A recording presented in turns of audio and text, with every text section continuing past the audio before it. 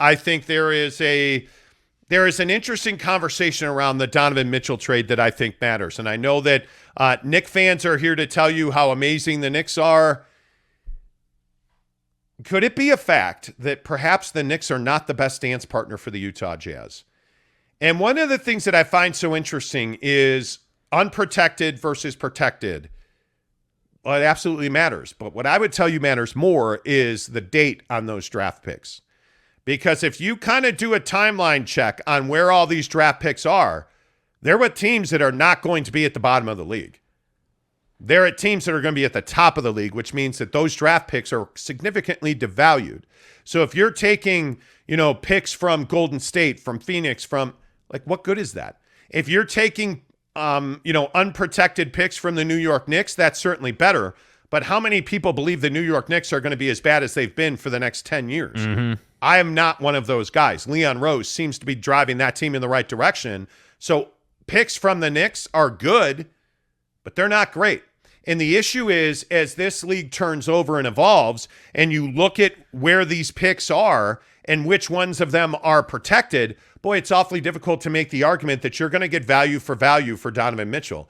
And that brings us back to this question of maybe it's not draft picks as much as it's talent coming back in return.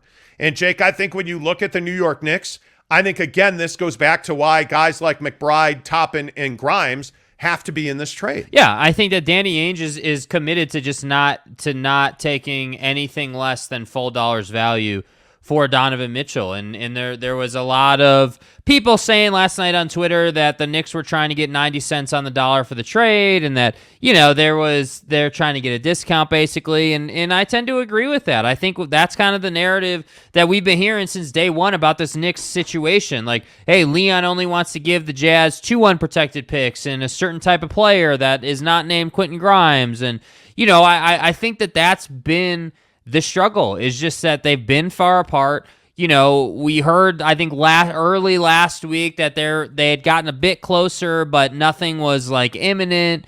And then yesterday, I think it came out that Donovan, had his landing spots of, the Knicks, the Nets, and the Heat, which is not surprising. That makes perfect sense. So I just feel like this situation for the Utah Jazz is going to get to a point where they got to kind of put it to bed and just say, hey, we're bringing Donovan to camp. We're going to put a pause on this for now. And, you can, reach back out down the line or something. I almost feel like that would be, at this point, better for the organization, because every day Jazz fans want to know, hey, what's the update? What's the update? What's the update? And every day I feel like we're talking about, hey, there's not really an update. The update is Danny wants 4 unprotected picks, 6 overall, and he wants these particular guys.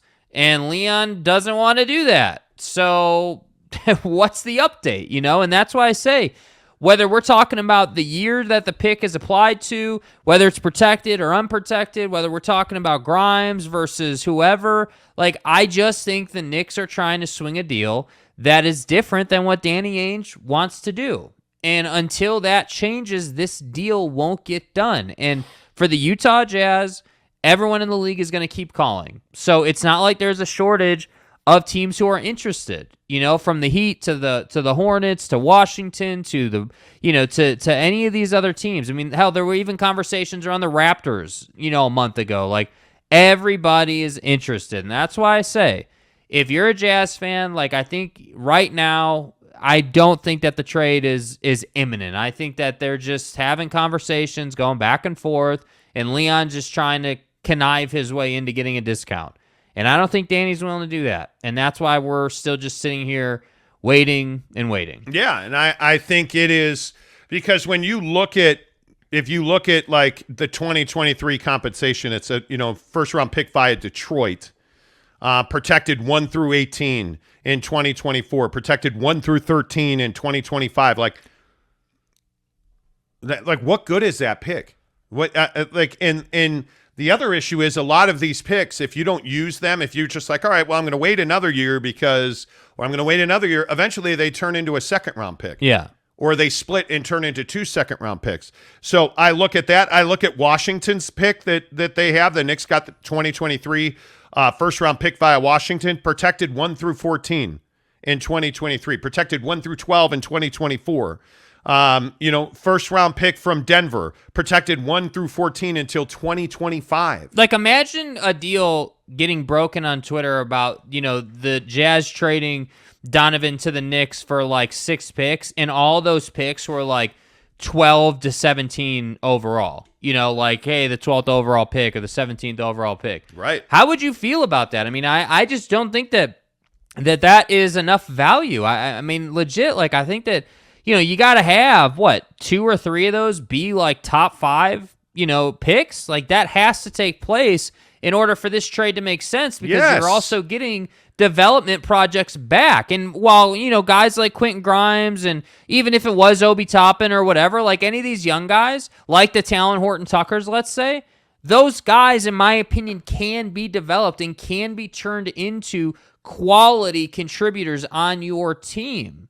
But you still have to go through that process. Yes. So the prospect of trading Donovan Mitchell for a handbag of picks that are in the mid to late teens, a handbag of picks, that just does not make sense when you combine that with developmental projects. If you said to me, hey, here's a quote handbag of picks, but you're getting Kawhi Leonard, okay, cool, or you're getting Jimmy Buckets, okay, cool, I can do that, because I know that I can take Jimmy Butler or whoever that player would be, the X Factor player, he can carry us and I can build around him, and then I can, while I'm doing that, develop these other guys. But Danny Ainge is not going to have this organization in a position where he's picking late in the first round, trades Donovan Mitchell away, and is just simply developing. That is the recipe for a 25-win team. And I just don't see any way that Danny Ainge is willing to do that. No, and I also think that the frustrating part of this whole deal is you're not going to get commensurate draft pick compensation for Donovan Mitchell. You're not. And I think there's this belief around the league that the Jazz are trying to position themselves to get VW in the draft next year, and that's almost impossible to do. And it won't be through these draft picks, because almost nobody has their own unprotected first-round pick. The Knicks have 2 of those, which would be fantastic. The Lakers have 2 of those, which would be fantastic. I still maintain that the best avenue for the Jazz is to make a 3-team deal with the Knicks and the Lakers, where Donovan ends up in ends up in New York, and Bojan Bogdanovic and or Mike Conley end up in Los Angeles, and the Jazz wind up with 4 unprotected first-round picks. Yeah. To me, that makes the most sense. Yes. Is that going to happen? Probably not. Almost certainly not now.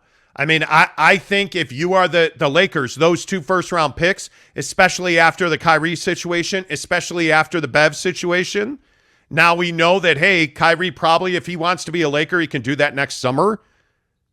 They're going to have to make a trade with those 2 first-round picks to help this Laker team here today win a championship. Yeah. Because that's really probably the only way that's going to happen. And Mike Conley and Bojan Bogdanovic probably don't accomplish that. Yeah. So the question becomes, hey, are they willing to give up a first-round unprotected pick to get Bojan Bogdanovic? I don't know. Is he a better option than what they have now? I do know. I think he is. This is why the Royce O'Neal trade matters. Yes, absolutely. But again, you look at Brooklyn. What is a first-round pick from Brooklyn really worth? Yeah. Now that Kyrie and KD stayed there, not as much as it would have been. And by the way, the Kyrie situation is beginning to look like the Lakers are just going to wait. They're going to send Russell Westbrook home. They are going to run it back with LeBron and Anthony Davis and Pat Bev, and then they're going to pick up Kyrie next year. That is the thought process. So, if that's how they choose to go about it, it makes even more sense that they wouldn't do the Donovan deal, because why would you give up? Because you're going to need those picks you have and whatever you get next year for picks in the Brooklyn situation to get Kyrie. So I don't know. And by the way, that's assuming that he's still contracted with the Nets, and there's a lot of complexities to it, right? But assuming that Kyrie plays this whole year, and then I believe he's got 1 year left here. So then he'd be a free agent. He opted into a player option. So he'd be a free agent, and then he would come to the Lakers. And so if you're the Lakers, why would you give up those picks now? Why wouldn't you just wait a year, tell Russ, hey, we'll buy you out, you can sit at home or whatever. We just don't need you at this point, and do what you need to do this year, and then go and get Kyrie. Like, why?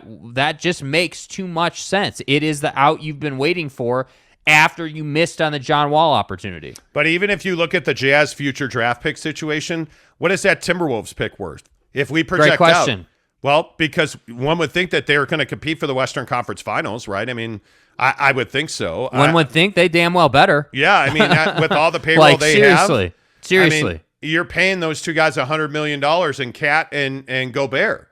But what is that pick worth to the Jazz? Probably not a lot. That's a low pick. Yeah. So if I look at the Brooklyn pick, that's heavily leveraged. We have no idea what that's going to be worth at this moment in time. Yeah. I just look at these trades that involve pick swaps and draft picks. You really have to be careful with what value you place on those picks, which is why Danny Ainge is asking for 4 unprotected first-round picks. Yeah. And hey, if you trade me your first-round pick, it's unprotected, and you wind up first in the draft or 87th in the draft, that's the pick. Yeah. Right? No conditions, no maybe if, ands, buts, 1 through 14 for the next 17 years, or like those picks are almost meaningless in terms of drafting a player in a projected spot. And that's why I say this whole Donovan trade situation, like, I'm tired of hearing this narrative around, well, the Jazz are in tank mode and they're just trying to trade away Donovan, and THT is garbage, and they don't know, like, basically saying that the Utah Jazz don't know what they're doing. I am on a completely different wavelength with this. I think Danny Ainge knows exactly what he's doing. I think Danny Ainge is a proven performer in these situations where he's got to take a team from a pile of crap to actually contending. And I think that the Jazz are in a unique situation because they were technically contending for playoff positioning last year. And so there's not an appetite to suck. That's the problem. Jazz fans are not in the mood for a 25-win team. No, they're not. But Jazz fans, the issue is, with all due respect, as the saying goes on the show, Jazz fans have an inability, I feel like sometimes, to see what, a certain move projects down the line and why you had to make that move now. It's no secret. We've been telling you since they signed Pat Bev, he was never going to put on the highlighter yellow uniform. It was never going to happen. He was going to get moved, and you were going to pick up whatever you wound up with from the Lakers, which in this case was Stanley Johnson and Talon Horton-Tucker, which are both guys that can be developed more and can contribute for you. I don't care what anybody says. And by the way, for Stat Sheet Guy, I don't really care what the stat sheet says because neither of them were getting great opportunity. And when they did, they performed and played halfway decent basketball. And they're younger. So I just think that you have to have the ability to see the vision. Hey, Rudy Gobert got traded because we had to lighten up the cap situation. Hey, Don's not traded because Danny Ainge is not willing to sacrifice price on the Donovan Mitchell situation. I think Danny Ainge is well aware that he needs 4 unprotected first-round picks in this deal. It has to happen. It has to happen. Yes. It has to. There's not. So when you talk about, hey, are the Knicks the best dance partner? They're probably not. They're probably not, because their unprotected first-round pick is not that meaningful 10 years down the road. And I think that thing with the picks is really interesting because when you roll out, hey, I've got unprotected first-round picks, people are like, oh, great, perfect. That's a gold mine in the NBA. But then when you dig into it and you're like, oh, well, this is what it actually looks like, you start to understand, oh, well, this is maybe why Danny is not doing this deal. Yeah. For sure. Let's get some of your comments in here. Knowledge 1975 says, sounds like pride. Yeah, on some level, I think it is. I think that Leon wants to pay a certain price. And whether we want to characterize this as pride or whether we want to characterize it as, arrogance maybe. I don't know. I'm not really looking to label how Leon feels about it, other than his behavior tells me that he wants a discount, and Danny's not doing discounts. Like, it's just very straightforward. No, he's not. I agree with that. I think that Danny's and by the way, the guy who shouldn't be doing a discount here is Leon Rose. Yeah. Like, Leon Rose cannot be the guy who loses on this deal. That's why I said yesterday, and I know, again, Knicks fans lost their mind over it. There's nothing wrong with the Knicks walking away from this trade. Bro, what are you talking about, Saying, man? nah, I'm good. Let Cleveland pay that price. Let somebody else pay that price. But I don't know. And Tony Jones at The Athletic reported that there is a second offer that's been tendered to the Jazz that is very strong. Hey, that may be the case. If I'm the Knicks, I have set a price, and I'm not going to exceed that. Yes. And I think if from what I understand and what sources at the Jazz have told me, it's 2 first-round picks and Obi Toppin. That's what they'd like to do. And Danny, as we've reported for 6 weeks now, can have his pick of the veteran contract that makes this deal work. Yeah, we might as well just move on to talking about the All-Star game or something if that's the the because I don't think that's going to happen. Like, that's not even a starting I really point. don't. I really don't. Scandura says giving up an unprotected first-round pick for Bojan would be wild. I think it would be ludicrous. But that's what they said about Royce. And Yeah. what did he get for Royce? So that's what I'm saying. Like, it may be wild. It may be crazy what he got back for Rudy, but Danny Ainge is showing this ability to get it back. So don't be surprised if he does get that. No doubt. Now, Jake, as we sit here, Yeah. one of your favorite Air Jordans is coming up in the sneakers app. So Come on, bro. I mean, I don't, dude, I don't have infinite budget here, bro. Like, come on, dude. You better start whoring yourself Like, out. I mean, Papa Murphy's needs to just give me more pizza so I can eat for free for the rest of my life at this point. maybe they'll let you live in the Jesus. pizza oven too, man. Holy cow. Like, it is. It's a problem, bro. It is problematic. I would agree with you on that. And the other issue is that there's a high likelihood you ain't got a chance in the world. I would try to get it for you, but see, they don't make it in my size. Right. They don't make, because I wear a size huge hung. I wear a size huge hung. Yeah, that's correct. What is that? How does, I didn't know that was a size. Yeah, hung like a steer. That is a size. Okay. All right. We're processing payment. Okay. Really? Yes. Done. I'm in line. You're in line. Okay. I'm in line. Okay. By the way, there's also a dunk restock Yeah, I'm not a dunk guy. happening. I'm You're not not a dunk guy. No, I'm not a dunk guy. There's a couple I would look at, but I don't know. Like, I'm at this place in my life where, again, being a well hung guy, a well hung guy. Yeah. What? Dude. What do you mean? I'm sorry. If you keep talking about being well hung, the bots are going to come back into the chat. Well, they were just in the chat a minute ago, and I got rid of them. Okay, so now I think I'm getting error messages. It said it processed, and now you out. We're fighting here. You out, We're homie. fighting here, bro. You out. Yeah, well, we'll see. Anyway. We'll see what happens. Anyway, so I am interested to see exactly what happens with the Knicks and the Jazz. Because I honestly don't know that this trade happens. I've said before that I'm a big believer that 65-35, that Donovan comes back to camp with the Jazz. And by the way, the Nike app is so busy right now that it has crashed. Seriously. It has crashed. It is their app is struggling to perform. Oh, wow, they dropped a ton of stuff today in the sneakers app. Did they like really? A full. If you don't know what the sneakers app is, you need to check it out. I mean, we got the Air Jordan 1 Heritage getting dropped right now. Really? Yeah, high top, pretty sick. What app are you in? Sneakers app. The sneakers app. Sneakers app. Yep. We've got a restock on the Air Jordan 13 French Blue. Where is this? How am I not seeing it just this? says in stock. I'm in the in stock tab, and they all are saying in stock. Really? Yeah. I don't buy that for a second. Okay. Well, I guess I'm done. Which then. one are you looking at? I want this. In the in stock tab. This one right here? Yes. That's the one I'm looking at. Correct. The Air Jordan 1 Heritage. It's a red and white Air Jordan 1 high. Daddy likes. Yeah. I'm broke as right now. And it's got that nicer leather. That's why it's $170. It's premium leather. Yes. So, How many sneakerheads do we have on the show? Yeah. Do we have any sneakerheads? Or are you guys like, I'm out, dude. This sucks. Yeah, like where are we coming down on sneakers, bro? Like, because I have to admit, I'm not a Don Adidas guy. Not an Adidas guy at all. Nike guy all day.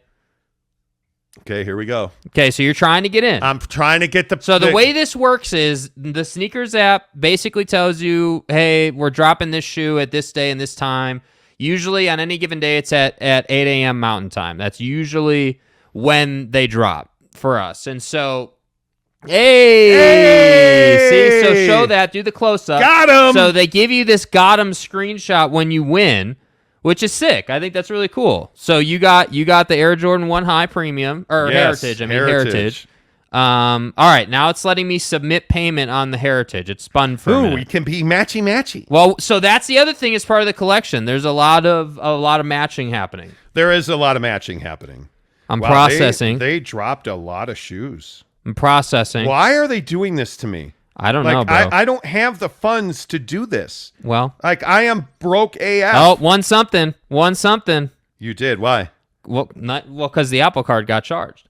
So Yeah, we've well, won something. that's I how you know. don't know what it is, but we won something. That's how you know. Yeah. Mrs. Monty's probably sitting over there like, what are you guys doing right now? We're doing. It's a Friday. We're doing a good show. I'm just going to throw the phone across the room so we can't do it anymore.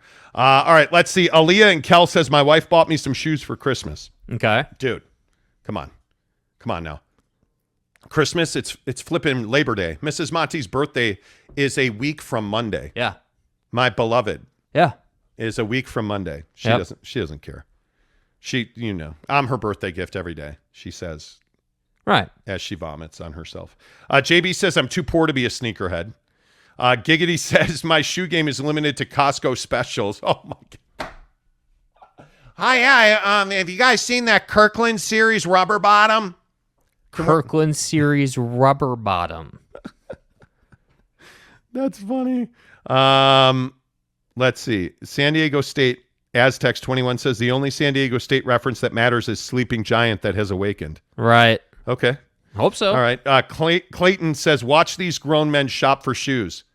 It's what we do on Don't this hate, show. bro. Don't hate, man. And Morris Don't says, hate. New Balance $60 perfect. Nah, come on, man. Let's see. Smooth B says, pay the ridiculous robbery price. Nobody is giving them foreign protected picks. Listen, I think there's a chance they get foreign protected picks. I mean, I really do. And again, this conversation isn't whether Donovan's worth that or not. Right? Yeah. Like, that's not the conversation. The conversation is, how much is someone willing to pay? That's what it's always been.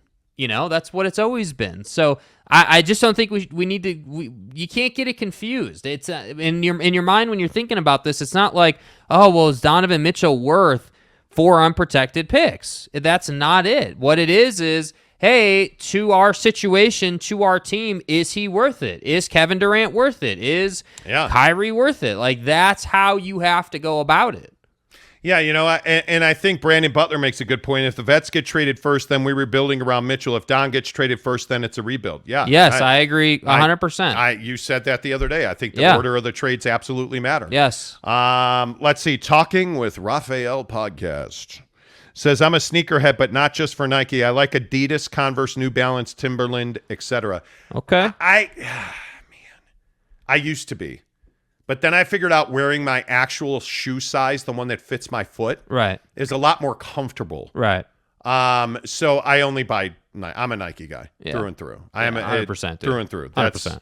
That's the only way I can do it. Cash out, James. Good morning, friend. He says only way you're getting 4 is if there's 3 teams involved, and I think that has to be. Yeah. I think that absolutely has to be. It is. Yeah. Anyway, let's see. Dylan Rodriguez, the French Blue 13's in stock at Valley Fair Mall. Foot Locker. Really? What? Nice. Dude, you guys know that Foot Locker is not 13. getting stocked anymore, right? Like, overall, like, that's they coming to an end. don't get drops. They don't get which is really unfortunate because that was one of my favorite things as a youngin'. And what was crazy is we went to the Nike outlet in Lehigh the other weekend. Right. And they just had AJ5 Royals sitting there. Just chilling, dude. Just chilling. Chilling. It was crazy. Let's see. Clayton says these guys shop for shoes the way Knicks front office shops for Spida. Did we get him? Exactly right. Yeah. Exactly right. Yeah. Alex says, can't wait for the new Crocs to drop. The new Crocs. Okay. Jose Ultra Cowboy Christian says Monty is booty reporting. I don't know what that means. I'm reporting on people's booties. Okay. Okay. You know. Let's see. Smooth B says 2 unprotected tops. That's just not realistic. It's not. That's not realistic. Yeah. You know, like it's one of those things where you're worth what somebody's willing to pay. Yeah. Look what Minnesota paid for Rudy Gobert. Does that mean that's what Donovan's worth? Certainly not. But I can tell you the Rudy deal is helping the Donovan deal. It is. There's no, I mean, it is. I honestly, if I thought that, hey, fair market value, what's Donovan Mitchell worth? I think he's worth 2 unprotected. I think he's worth 3, 3 protected picks. And I think he's worth 2 of those young guys. Yeah. I think if I'm the Jazz and the Knicks called today and, hey, Leon says, hey, I'll give you quickly Grimes and 2 unprotected first round picks. How do you say no to that? Yeah, I don't think you do. How do you say no to that? I don't know how you say no to that. Yeah. But I'm not the one. I am not the one making those phone calls. Yeah. And again, the stupid bots are back in the chat. And now I got to go through. God. Again and again and again. I wonder if YouTube ever does anything about that. I think it's really difficult to do anything about that. Yeah, it's tough. I mean, anybody can start a YouTube account. So yeah. Clayton wants to know if anybody's got a good recommendation for an adult dating site. No. Oh man, dude. We don't. I don't. But here's the thing. I don't know. Is that a joke or is that like a real question? Yeah, it's a joke with the bots. San Diego Aztecs 21. Go Suns. And at this point in my life, it's a New Balance kind of world. I'm just living in it. I love it. Yeah. I love it. We're talking shoes. Yes. Josh Lemert says, are you guys going to break down the Snow College football game from last night? All right, let's move on. Obviously not. Scandura says, Toppin, Cam, and 2 unprotected first-round picks. I'm not a Toppin guy. Obi Toppin's a really difficult ask for me. Like, I don't think that Obi Toppin gives you value for Donovan Mitchell in return. I don't. I think Obi Toppin's a good player. He's not a great player.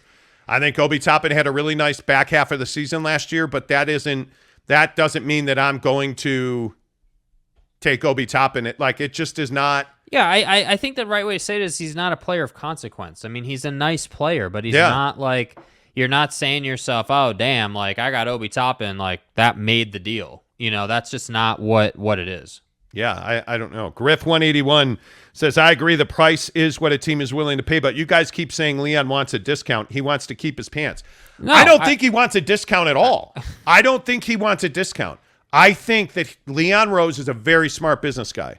He's got a price he's willing to pay. He has put this value on Donovan Mitchell. And from what I'm told, that value is 2 unprotected first-round picks, 1 other pick, so 3 total. Mm-hmm. And he's willing to put 2 young players and a vet in that deal. And I think he would go 2 unprotected, 5 total picks for Grimes and Fournier. Yeah. I think he would likely do that. I think he'd like not to trade Quentin Grimes. But I think what Danny Ainge and Leon Rose both realize is this is a give and take. And if Danny's going to take those 2 unprotected and 3, frankly, 3 trash picks, you're going to have to put a better young in that deal.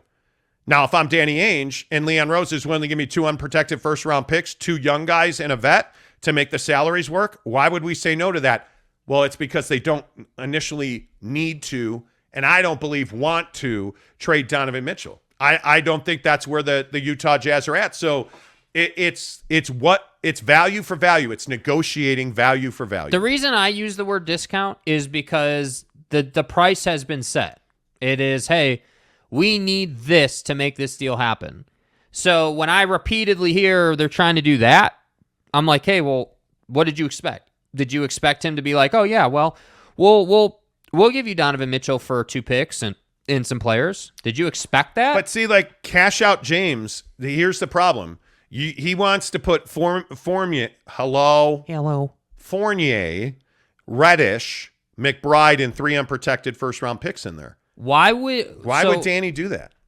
Why would the Jazz put value on Evan Fournier? Why would they put value on only 3 unprotected first-round picks? It's not a situation where you can say, okay, it's Donovan Mitchell. this is the price. That's not how this works, and you need to No. understand that. Danny Ainge is not interested in more soft French players, which is what Evan Fournier is. He's not interested in taking discounts. Like I know that we might view that differently. In my opinion, you're asking for a discount going there with an offer that's really not close to what Danny Ainge has set the bar at. And by the way, the reason Danny Ainge is so committed to the bar is, like you said, he doesn't have to trade Donovan Mitchell. So why would you go to Danny Ainge with anything other than a full price offer if you want Don? That's what I mean. Like, that's why I say, is Leon literally asking for a discount? No, Leon's negotiating. But at some point, it becomes, hey, if you're not going to come with a full price offer, stop showing up. Like, that's where I feel like we are. And see, I'm kind of aligned with Scandura. I would do 3 unprotected, but I also agree that's an overpay. I would do exactly. But Donovan Mitchell, the hard part is you have to keep assets to go make another deal if you're Leon Rose. And I just don't think. And that's another layer. So being that that's the case and the price is the price, why would you do this? Go and find another opportunity. Yeah. I would walk away. I think that's the best point you've made. Like, it makes sense. I think Leon Rose is a savvy business guy, and I would simply turn and walk away from this deal. Yeah. It's not good for what you're trying to do. And I look across the rest of the NBA. The Lakers situation, I still maintain, is the most fascinating situation in the league. The thing you talked about with Russell Westbrook, what do you do with Russ right now? I don't know how you fix that. It's $47 million. I don't know how you fix that. Yeah. And now, like, they signed LeBron to this extension, and they're saying that they're giving him input into players. Why? He brought you $47 million worth of a headache. Yeah. And I actually don't think it's an option to sit him down. It's not an option. Why? Because you need him. You, at some point, don't you have to operate in the mindset, if you're the LA Lakers, don't you have to operate in the mindset that eventually he returns to some form of what he was? I think the mindset is we're going to do whatever it takes to win a championship. That's what I think the Lakers do. And sometimes, admittedly, that comes back to bite them in the ass. And there's no doubt about it. That's what Russell Westbrook is a bite in the ass. Specifically, it is embarrassing for LeBron James after, you find out, whenever that was, 6-8 months ago, that LeBron had an opportunity at John Wall and went with Westbrook. I mean, that's a problem. And so to me, yeah, would it be a perfect world for Russell Westbrook to wake up and suddenly get back to shooting his normal career percentage from the field? Yeah, that would be great, because he is a tenacious defender. He's a nice physical guard. He can play in transition really well, obviously. Like, he does a lot. There's no doubt. I'm not saying he sucks.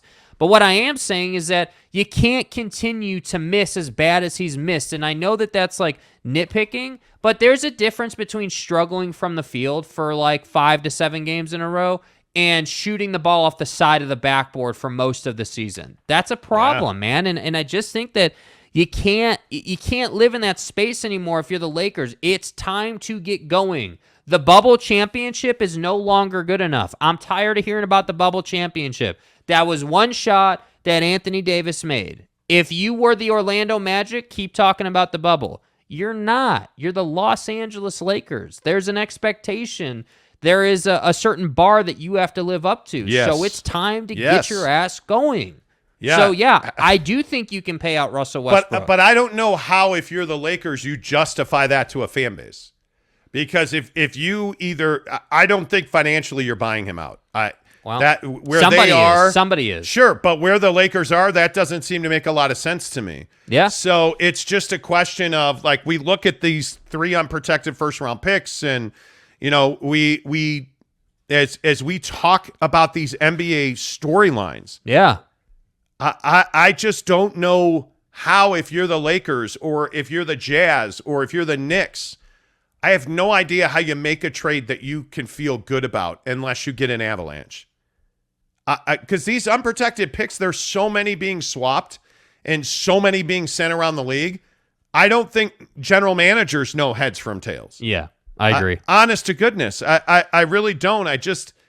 I look at Russell Westbrook and I say to myself, that guy is in there somewhere.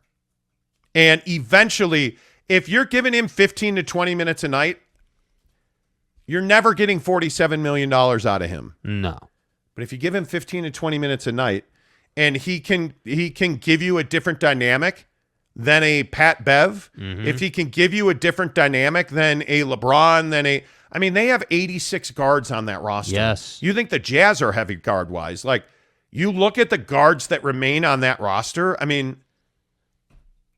you can't tell me Russell Westbrook can't play on that team. I just am not. Well, ready to say that. and the problem is it's not some easy fix. Like, it's not like, hey, you got to do this or that better. Like, it's not like some easy thing for him to fix. Like, shot making is such a mental thing, and when you're missing that badly, like you can't tell me Westbrook wasn't struggling mentally last season, wasn't like fighting it, wasn't like it just was a rough season, and I don't know how you get him back into form. Like, I understand, okay, it's Darvin Ham now, there's a different situation now, like, it's a different setup, like, okay, I get it, but I just think that it's LeBron James, right? He just signed an extension with you. It's Anthony Davis, like you can't afford to be that bad.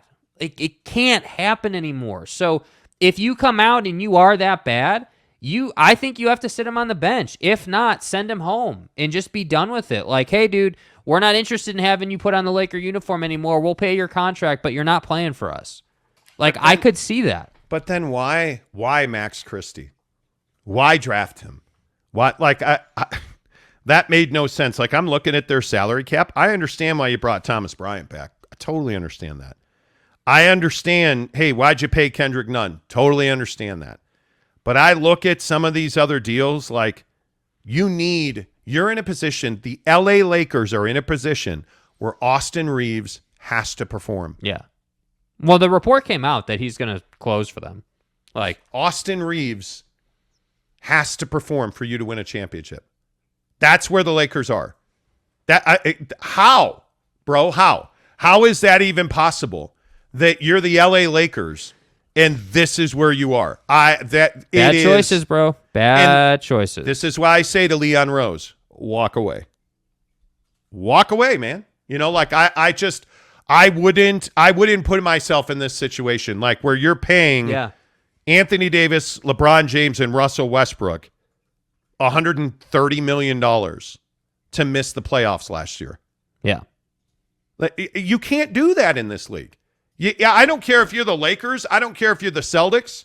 I don't care who you are. The Knicks. Yeah. You can't pay $130 million and miss the playoffs to three guys. Yeah. It's why Danny had to trade Rudy Gobert. As pissed off as Jazz fans were. Can't pay a guy who can't score on his own and is a liability at the end of games 23% of your salary cap. Are you talking about Westbrook or Gobert? Exactly right. Exactly right. Like, by the way, as crazy as this sounds, Russell Westbrook is costing you Carmelo Anthony. Because Carmelo Anthony is a guy that everybody seems to believe that the Lakers would gladly take back. Facts.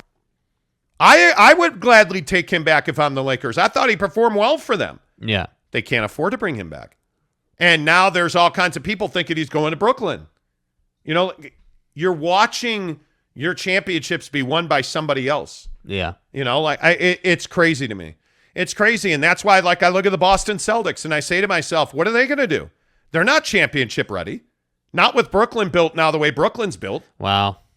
I think if you're Boston, the story you're telling yourself is that Brooklyn's super dysfunctional, and you're hoping that it just continues. That's what you're telling yourself. And I think that, frankly, that I feel like the Brooklyn Nets franchise and fan base deserves this season to be like the, hey, this is what we actually signed up for season, where you're like a 60-win team and you just go ham and like you're dominating the league. And like, I feel like that's what they deserve. Yeah. And I just don't have a lot of confidence in Kyrie and Ben Simmons. I know what Kevin Durant is. Kevin Durant showed me everything I need to see. Have I liked how he handled this whole situation? Absolutely not. I don't like it. Did you see James Harden yesterday? Yeah, he looks like he's in shape. Neat. Have you got to seen, show me that you can win, dude. Have you seen Giannis at the Euros? Yeah, but that's the Euros. But it's the Euros, shots dude. he's taking. It's the Euros.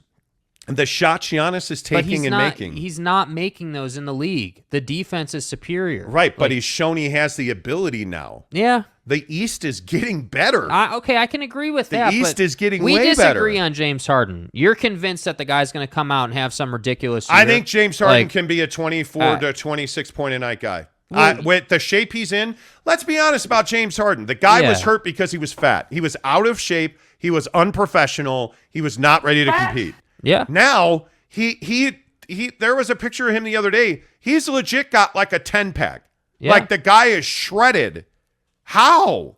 And you put him next to Joe, and you put him with Tobias Harris, who's way overpaid. And by the way, my guy Tyrese Maxey. You've got like 3 legit weapons and a guy who can really shoot. They are going to be good. They will make the playoffs. I just don't believe in James Harden as a championship winner. He's never been, even in his prime. I just don't buy it. So I don't know, man. I look at Brooklyn's roster. Mm-hmm. Kevin Durant, mm-hmm. Kyrie Irving. Right. What do you think Ben Simmons does? Plays center. He plays center on defense, and I think he plays point guard, and I think you have scoring options in Kyrie and Kevin Durant. That's what I think you do. Joe Harris, Royce O'Neal, Seth Curry, Patty Mills, Cam Thomas. Mm-hmm. That's their bench. And don't forget about Kessler Edwards and TJ Warren. Mm-hmm. That team's good. That team's deep. Now, they have a bunch of dudes who haven't been able to stay healthy, especially TJ Warren and Joe Harris. But Nick Claxton can play in this league. And Kevin Durant likes playing with him. Nick Claxton can play. Yeah. And I think you look at Royce O'Neal. Royce O'Neal is very good in a box. Put him in a box, play some defense, and then go sit down for the last 8 minutes of the game. Yeah. He'll do that. He'll do that well. He'll give you some energy rebounds in the middle of the paint. He'll get he'll get Kevin Durant an extra shot. Yep. He'll do his job. He'll make those little plays. Yeah, he'll do his job. He'll make those little plays. Yep. They're going to be good. They're going to be good. And if James Harden gives you, if he gives you 20 or more, because you can't tell me that Tyrese Maxey isn't a 20-point-a-night guy. I don't doubt that James can put up 25 a night. I don't doubt that at all. He is a proven scorer. He is proven at scoring the basketball. There's no question about that. I think the questions that I have is, where does James Harden go in the playoffs? Where does James Harden, where is that 30 and 10 game in the playoffs? Where, you know what I mean? That's what I wonder. And I wonder, one thing they're going to have to figure out, and this is something that you've been really on, is the Tyrese Maxey conundrum. Hey, this kid can play. A conundrum. This kid can play. This kid can score with the best of them.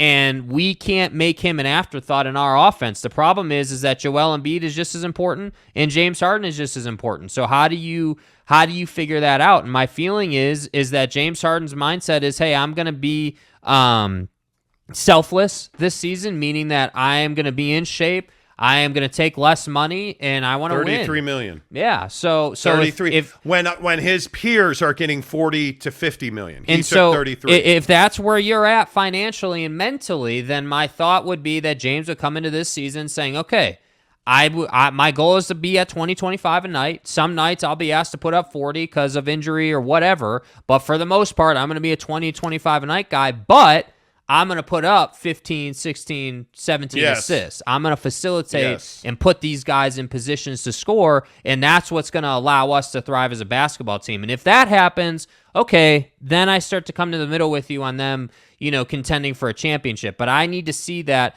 be put together by Doc and the rest of that staff. Well, and I also think one of the things that Philly's done a nice job of is limiting the importance of a Korkmaz. Or you look at their cap, I mean, P.J. Tucker and Daniel House immediately make you better defensively. Yes. On a team that's pretty good defensively already, by the way. Mm-hmm. And I look at what you're paying Tyrese Maxey at $3 million. $3 million, bro.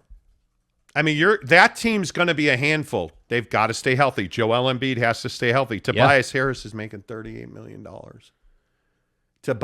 You want to talk about a $38 million on that team is crazy money. But you look at their depth. Don't forget DeAnthony Melton. Mm-hmm.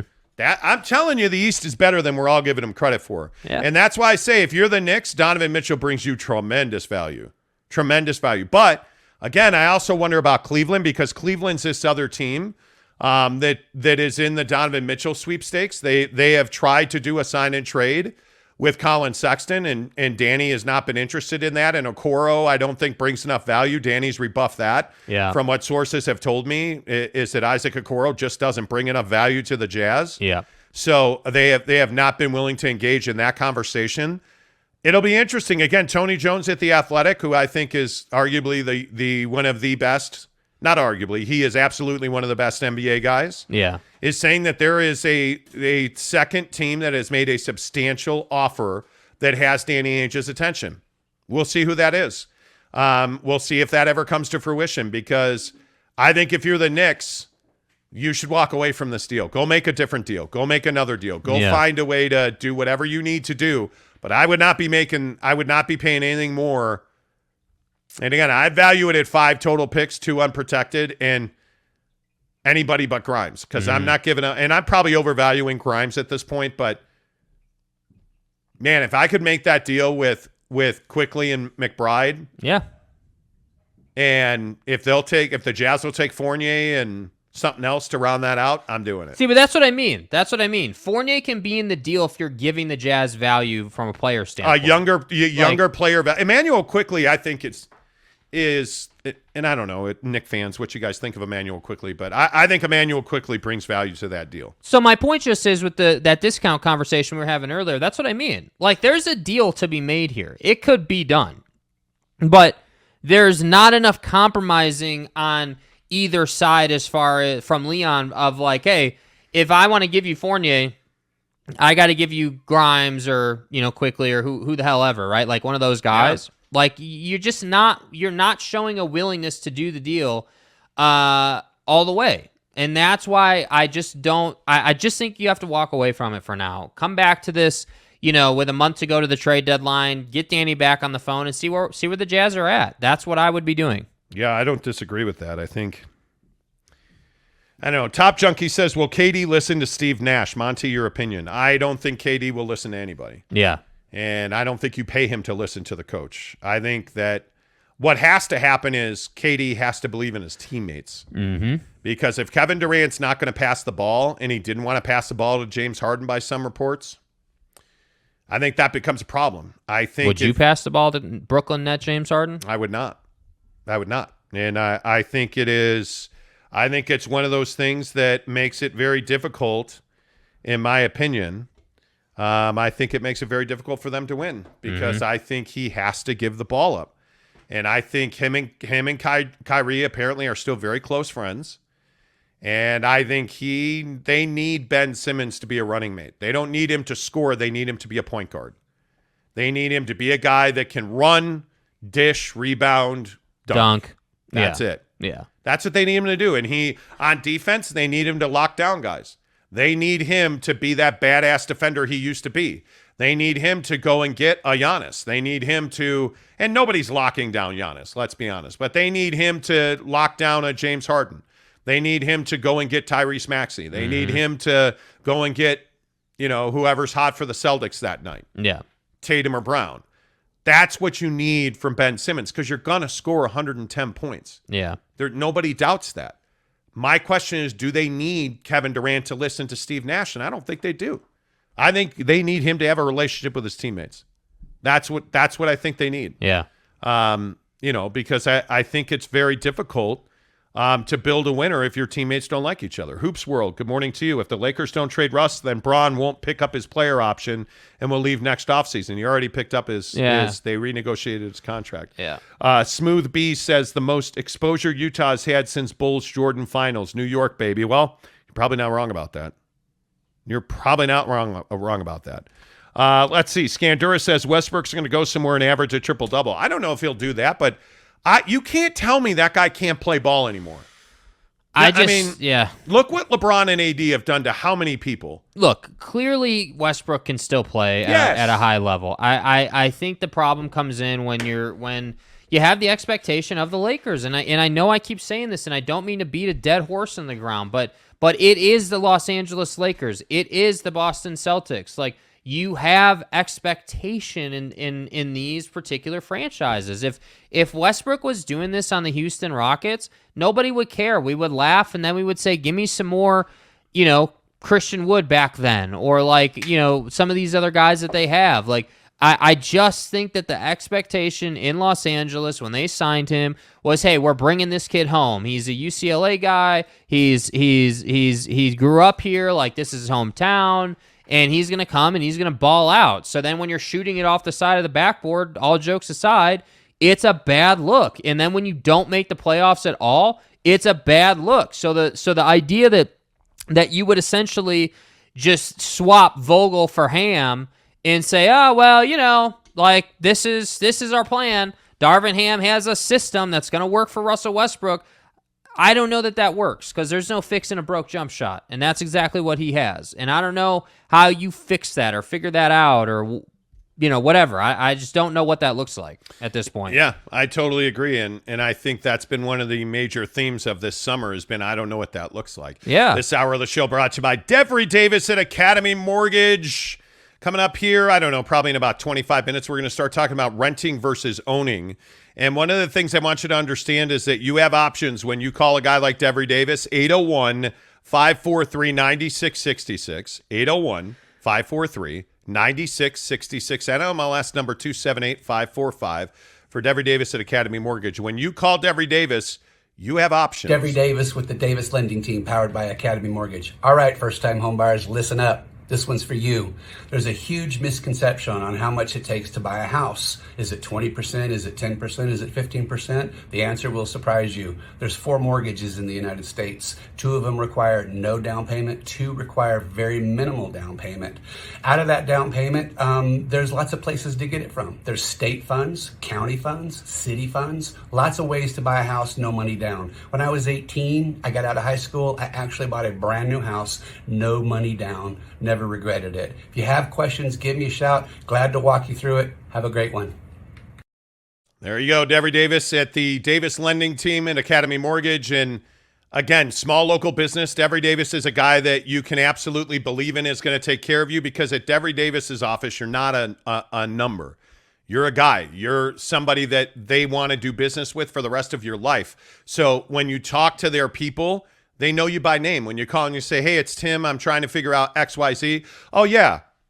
You're not like, well, what's your file number? Hey, what's your account number? Because you're talking to Devery. You're texting him. One of the things that I really appreciated about Devery Davis is that I used to, when I was buying a house, I would text him numbers, MLS numbers, like real estate numbers for a property, right?